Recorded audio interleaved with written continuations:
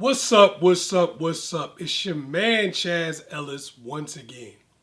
And a lot of women have been asking me why men like evil women. Those are your words. I don't actually believe people are evil or anyone is totally good or any of that. But I do try to answer questions in the way that they're asked because I don't like to censor people's words. So if you ask me, why do guys like ugly girls, or why does a guy think I'm ugly, or whatever, if you ask me a question like that, I'll try my best to answer it in the way you've asked it.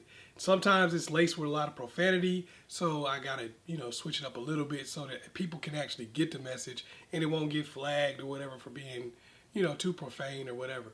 So I try to make sure that I have a happy balance of giving people what they want in terms of letting you be able to speak through me by asking the questions that you want to ask in the way you want to ask them. But I thought the question was really valid because there is kind of a phenomenon that you see often where you might see a guy that seems like he's pretty nice dealing with somebody who doesn't seem like they're really so nice to them, and you're like, what's going on there?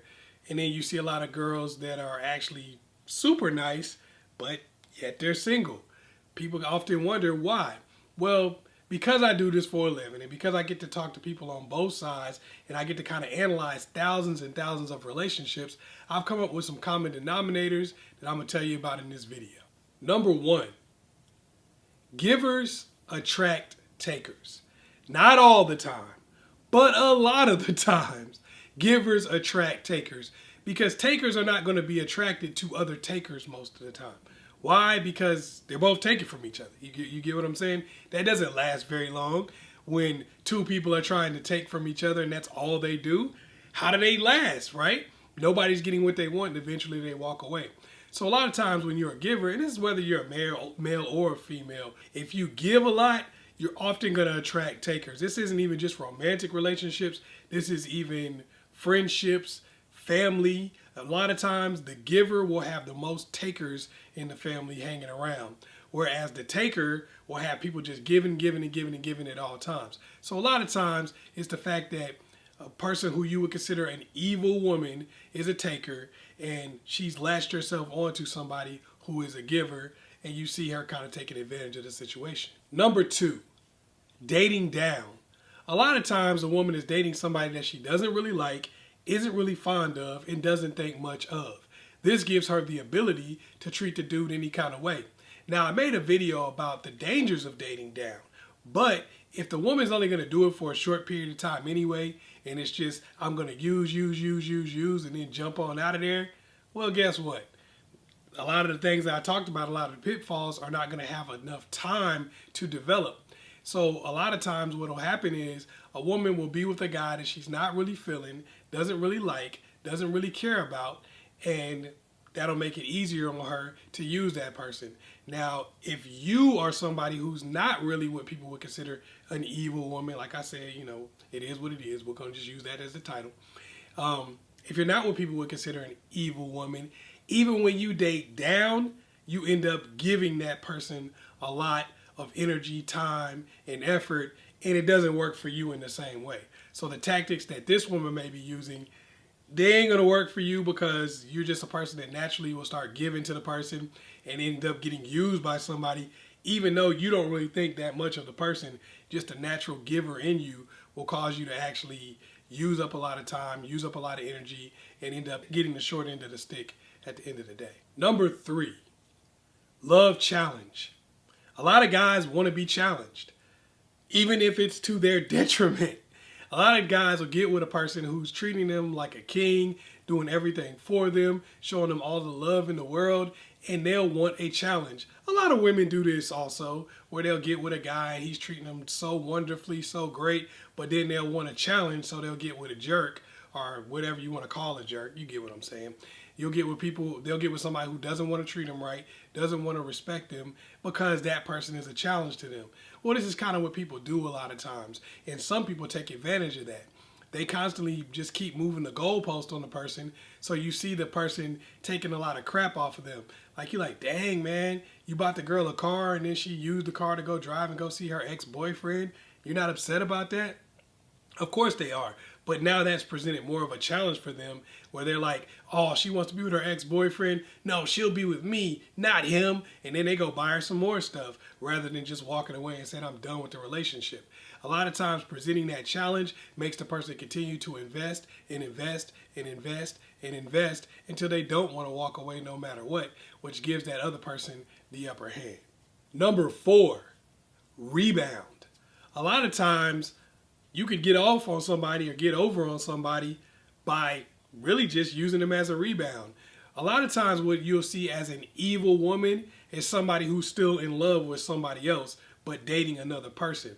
When they are like that, it gives them the ability to do whatever they want in that relationship. They're like, I'm only here because of what you're doing for me.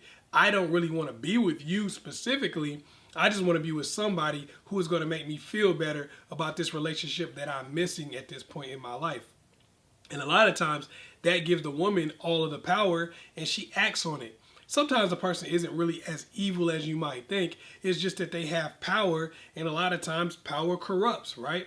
That's kind of what happens. A lot of times they're in a situation that they've never been in before. When they were with their ex, they couldn't get the person to do anything for them. But now that they're with this rebound, he's bending over backwards. He's bringing flowers. He's singing outside of her window, and it's making the person feel good, and it's helping them heal.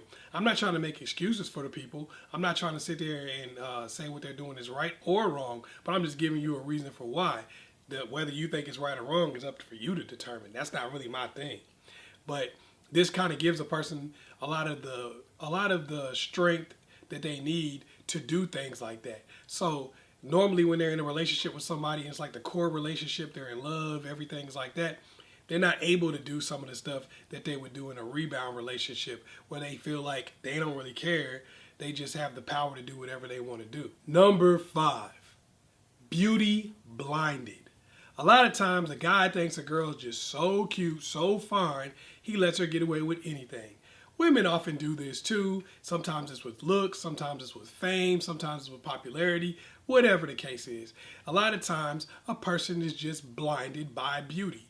They are blinded by whatever they feel is beautiful about the person, whatever they feel is super valuable about the person. A lot of times you get more caught up in who somebody is than you do who they are to you. You're not thinking about what they give to you, what they've done for you, how much they've helped you, how much they've meant to you in your life. You're simply thinking about who they are in the grand scheme of things and what they mean to other people who are not you, right? You're thinking, oh, what are my family members going to think when they see me walking in here with this person?